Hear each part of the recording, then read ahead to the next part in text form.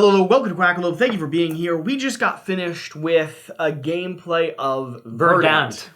Well, there's a debate in the comment section down below. I'm going to call it Verdant. What way Sounds is cooler. The best way to approach saying the name of this game. Either way, Jan played for the very first time, but he is very familiar with Cascadia and Calico. Yes. I have played this 4 or 5 times. I think maybe 4 times.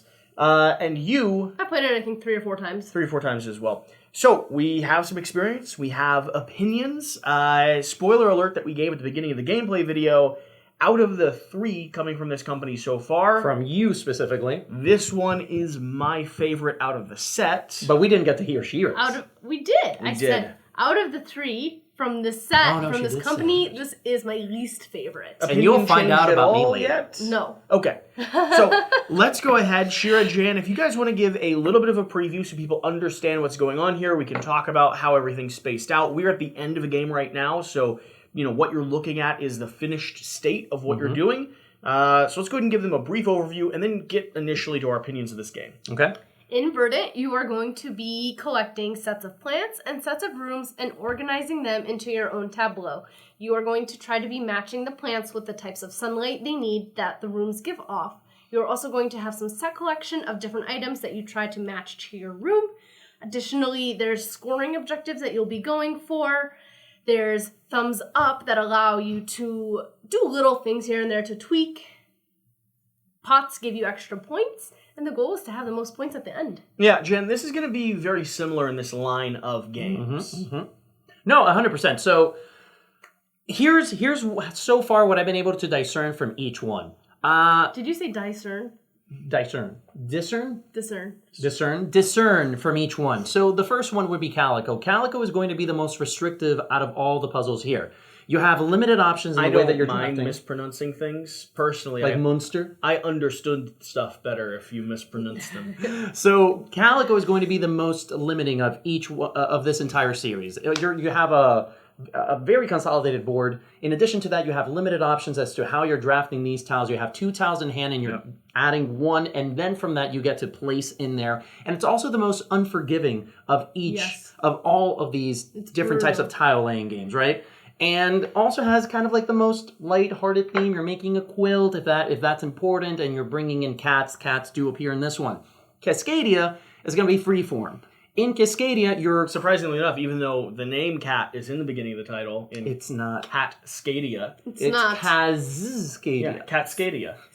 Even though cat is in the title, you're not actually doing anything with cats in that game. Instead, you're building out these regions, this environment where you're scoring based on the different animals that you can collect. And each one has their own scoring objectives. In that game, you're going to be drawing from a set of tokens and animal tiles or regional tiles that allow you to start building out a pretty open-formed environment where you might want a row of salmon or a stencil of moose or a herd of bears. It really just depends on kind of what you're going for and what the variable objectives are.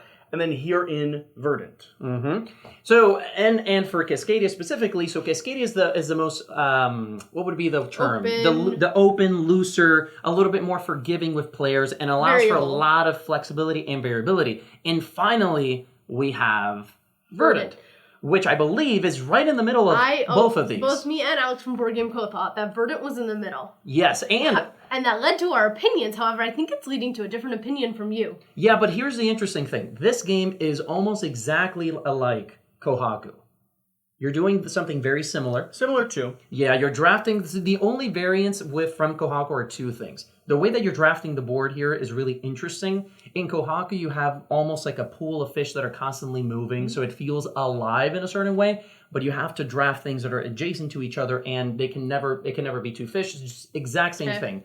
It also has a checkerboard pattern, but in that one, you don't have the ability to set collect simultaneously on top of each of the tiles. So they're slightly different experiences, but the checkerboard pattern tile laying element, I've seen first in Kohaku. With that said, though, we're talking about the flat-out series. Yeah. I very much enjoyed this. It feels like Kohaku in a smaller package. Like if I could, I would grab all the we had the box in the gameplay. I would grab that box, I would cut it in half, and I would make it into the size of a point salad almost, and that would be my perfect Verdant copy, for me at least. Instead of the standardized box that all of them come in. 100%. Because what I enjoy about Verdant so far is the portability of it. You know, Cascadia has the freeform element, but it also makes something that's a lot more sprawling than what we're seeing here. Here we have the limitations of Calico. You know, we have a certain grid that we must hit, similar to like Everdell and games like that, and Kohaku too. And here it's tighter, but it does give me enough flexibility to start planning out my turns. I really enjoy the drafting element of this. In Cascadia, as Jesse said, you only have a single part of that selection. I love the idea of having that duality between them. However, I really miss the opportunity of somehow changing up these markets, either through thumbs or something. I thought that was like, we had 4 or 5 turns where we had the exact same color throughout all of it. And that's kind of like one of my main concerns with Calico. But not the cards. Which I found really, really weird. In Calico, that's actually my biggest complaint with Calico. I would like to be able to have wiped the market. Yeah, 100%. And that's the issue with Calico. The randomization in that one is gigantic. Here, it's brought back down because you do have options all the time, but after a certain juncture in the game, you don't have options anymore, because Shira pointed out something that was fascinating that I never thought of, which is that depending on how you start and how you grow up, you're either going to have more plants or more rooms, I think, at least in rows. I think ultimately it's the exact. You'll have either 7 plants and 8 rooms, or 8 rooms and 7, which way. 7 of one type and 8 of the other type. Which is interesting, Jesse had 8 depends on what's in the rooms corners. and 7 plants. Yeah, it depends on the corners of your top and bottom row. And that I actually like that, because it adds a little bit more variability of what seemed like a static type of puzzle, right? Like all like by the numbers. So all of that to say that I don't. So again, this fits in the exact same space as Kohaku for me, and I love Kohaku. That's by Gold Seal Publishing, I believe is the name. Gold Seal Games. If you haven't checked it out, go see it. It's really good. But again, I actually enjoy the theme quite a lot. I've always been into interior design, and I love having plants in my spaces. Not that I actually have plants right now, but if I had the money to, I would. I think it does fall in the middle, though. Just like the type of mechanics that it's bringing to the table, it still stays there, because Cascadia, what I really appreciate about Cascadia is that there's different types of patterns that you're building simultaneously, in addition to almost like the area control element that you're doing, because everyone is competing against each other, similar to what we saw in Divinus back in the day. Another tile layer, and Isle of Skye is another one that would do something similar. You're building up these regions. In the larger regions, we're all competing, so there's a little bit more interaction between the players, so you're looking more often into what everyone else is doing. And that, for an abstract puzzle game of this style, or a tile laying game of this style, I enjoy. And the idea that we have all of these different options, there's 5 different types of patterns that you can build to, so there's more directions in which players can decide to go in. Like in my game, I think I was second, but the player that won just went for moose. Just moose all over the place, and they ran away. A whole stencil of moose. They ran away with it. They ran away with it, and that was because I always tried to diversify when I played Cascadia. I always tried to go for one of each plant type. Animal type, not plant type. He just got the largest scoring of the possible, because I was going for salmon, and I never got the chance to get like the 7 salmon. So at the end of the day, I would actually own both Cascadia and this if it was in a consolidated package. Like, I want this, as I said, in the thing for half. me that shifted Cascadia down, because Cascadia was number 2 for me. Verdant is number 1. Verdant is number 1. And the thing that shifted it for me was because I feel like Cascadia has more competition on my shelf than Verdant does. Oh, what? Really? Things like Eos is what I was Ecos is what I was comparing to. Well, other tile layers that present a like animal theme that allow me to feel like I'm building an ecosystem. Even Gods Love Dinosaurs, I feel it runs in a similar vein. Yes, Gods Love Dinosaurs how you're is spreading similar. things out. And so while I appreciate the game and the puzzle, and I understand why people enjoy it, for me, it wasn't the strongest thematically when it came to that environment. Other games like Ecos does that better.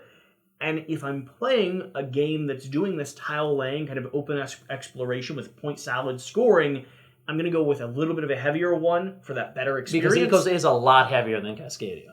I'm going to go for a little bit heavier, a little bit longer for that experience, and choose something else for more of a lightweight kind of gamer's approach. And here, I didn't feel like... Now, Kohaku's an interesting comparison, but I didn't feel like there was a lot of stuff on my shelf right now competing with the area where Verdant is competing.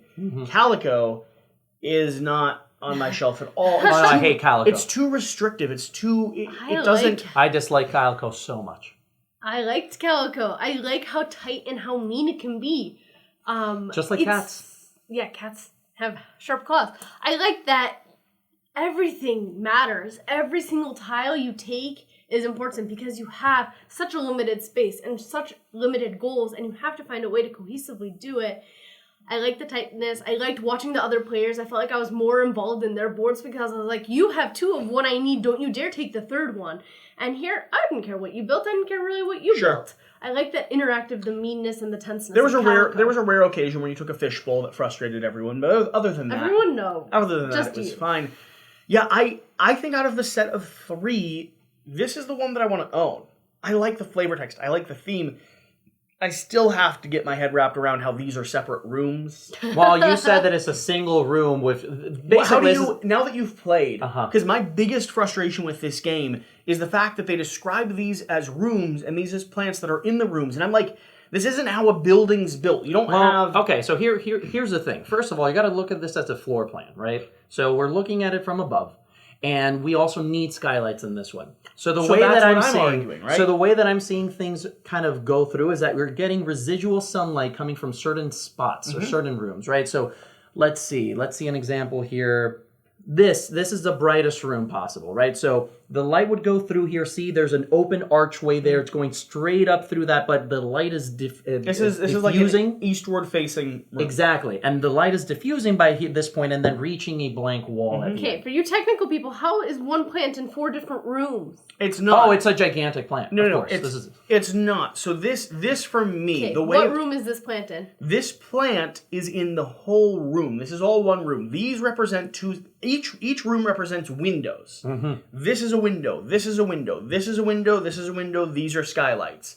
And this... There's a lot of windows in a single room. Yes. and this is how it's disseminated. Well, you might have walls every now But and then. wait. We're going through a final thoughts, though. Like, it's interesting, but let's continue on the thoughts It's portion. the thing that bugs me the most in a Okay. game that gives me flavor text and story and really does paint a beautiful picture. Realism. There's a little bit of realism, and that takes you away from that. It does. tangible It's the feeling. one biggest complaint I have is how abstracted the rooms are for the sake of the set collection and the spatial area. Whereas in a game like Kohaku, I really feel like I'm building a beautiful lake or a beautiful pond, and I'm establishing a koi pond. This loses it at that final yard line. Okay. Or the question of like, why, when you have a finished plant, do you put it in a pot? If the plant's already in the room, I mean, the way that you would actually do it...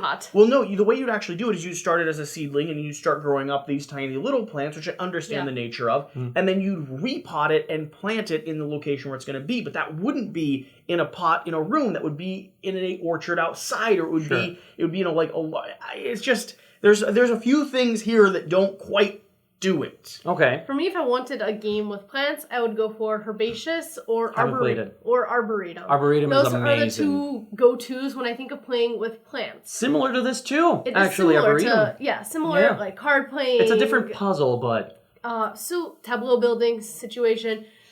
This one still falls in the middle for me. Cascadia is so free-flowing and so many different variety, so many different things that you can do that I like it. Yeah. I also find it's a really good intro game for people you're trying to get into who can't play Ecos yet. Sure. If you're trying to get people into gaming, I love the vibrancy of the colors, and I love animals, I love nature. That was why Cascadia is my number 1 in the 3. And Calico... Calico, I already said, was my second favorite because of how tight and how mean it can be. And this one just falls in the middle. It didn't do either especially well. It was frustrating at moments because when you have a row of 4 yellow cards and you have no yellow plants, you do not want a yellow room. Yeah, correct. So it's frustrating on that end, but then you get over the frustration super quickly. It didn't matter in the end. You still scored. Oh, and we didn't even talk about the green thumb mechanic here, which is actually quite interesting and forces player to cycle the market to a certain degree. It's similar to the acorns in Cascadia that allow you to mix and match things you do. Yeah, it seems like you can really see the design elements that have been transplanted or grown as people have played. This really is a merging of the 2. And if you liked the original 2, this one's probably going to do some stuff that you'll enjoy, give you a puzzle that you'll kind of sink your teeth into. For me, it's the best out of the other 2. But I know for some people, if they want a little bit more of an open playing field, a little bit more control over the market, they might like Cascadia a little bit more. If they want something that's brutal and mean, that promises you to be perfect and, then steals that from you as you play, Calico might Because be of the Still have hard randomness. feelings for the Calico. It's so random. I don't enjoy it. Do we want to toss ratings up? I'm curious Well, where we and sit. in order for me, it would be Cascadia, this, and Calico doesn't even make the list. I don't care for that game at all. So as far as ratings go, we also have a video over at Board Game Co's, by the way, that you should totally check out because we have all 4 of us there discussing the same setup, and we go a little bit more into depth with each one of the games. But Calico for me was like just above a 2. It's not. I don't want to call it a 3, but it's also not a bad game. I would also rate Cats at 2, so Well, yeah, that makes sense. Twos are No, I'm not kidding. bad games. I know they're good games. I don't want to play. Oh Yeah. wait, 2 in the 1 to 5? Yeah. in the 1 Oh to no, 5. 0.2. 0.2. So- no, I'm joking. I just didn't. Not for me. For me, Calico was a good game that I don't want to play. Cascadia is going to be a solid 3. It's a good game. Happy to play it. I'm not rushing out to get it. This is going to be slightly above a 3, but still not getting up to that 4 out of 5 range. Okay. Still a good game I'm happy to play. I enjoy it a little bit more than other 3s, but, the whole set of games for me doesn't really cross that above line yet. All three games fall into the category of 3s with some minutia. Cascadia is a 3.5, Calico is a 3, and Verdant is a 2.5. They'll all smush into a 3 category, Sure. but in the order of hierarchy. With a bit of nuance. I think I agree with you 100%. Yeah? What? 3. I put Calico as number 2. No. I mean, in terms of the scoring, Oh, I they do all believe fall- that the games overall do fall kind of like in that range. There's something about Cascadia them. doesn't bump up to a 4 for you? I was considering it, but after kind of like listening to you two, I was then comparing it to the other abstract games that I have in my library. Kohaku specifically, I would rate it a 4 because I enjoy them. It's a little bit more free flowing, and the way it does kind of like the liberating element of Cascadia, but also exponential. The market's a lot more. The market feels more controllable. Yes, and I've it's never played exponential. It's exponential in the way that you're scoring points, and the Right here. effect of the in front of you is gorgeous at the end. It is. And that helps a lot with that type of Sen type of feeling, but also it's in a much larger box. Either way. So yes, I think this one, I was going to ask if there's minutia in this rating system, or if we're just going with flat out 3s around. Cascadia ends up being closer to like 3.8. Okay. I wanted more dynamism between the animals themselves, which is what I miss from. I hadn't thought of God Loves Dinosaurs, but that was one of my favorite things about it. I was surprised that I could have a deer and a bear in the same place, and a salmon and an eagle, and they wouldn't do anything to each other. Sure. That was like, okay, this doesn't feel like nature, It doesn't, yeah. and I don't like that. So that's what it keeps it away. I wanted more. I wanted my board to feel alive, just slightly, and that would have raised it up because it would have upped that ante of the puzzle that we're trying to solve. And I think like But it also would have been more complicated. It would have been Yes. more complicated. For where it is right now, I think it's a great game. I think enjoy it a lot. It's a great entry-level family-style game that you can bring to the table. I also have Barren Park though, but they're completely different Yeah, experiences. Barren But Park's they different are as well. tile laying games, so Yeah. they kind of fall in the same genre. But either way, we're rating flat out games. So 3.8 for Cascadia. This one, I think it would be slightly below in the minutia. And for me, Calico, honestly, it would be a 1 in my personal scale, but without subjectivity and bias, I would probably rate Calico like a 2.5 in terms of other games I played in general. But for me, it's a 1. Yeah. 100%. If you're just rating without the biases attached that some people seem to have, I think it's a solid game if you like that tightness. No, I said it's a good game. It's Yeah. just not right for me. Right, exactly. So either way, there's our first impressions, final thoughts, and pretty good, though. I got to be honest. At the end of the day, if you like any of these games, I think you're going to like this one. I think Yeah. you should try I them all really out, do. definitely. And I can see a reason to argue on behalf of all of them in your collection, especially if Calico and Cascadia, one or the other, has survived your collection. Yeah. I think this one has a strong contention for getting onto your shelf and onto your table very easily. Anybody want to start guessing what type of common, like, what would be the term? Like, commonplace theme they're going to go for next? We've got nature, we got plants, Yep. we got building quilts. What other, like, making Cities. coffee, Cities. city building? Dishwasher. I'm having trouble with that one. Foods. So, whatever the Foods. case, whatever you do, remember to do the refrigerator. important thing. And stock your fridge We'll see you guys next time.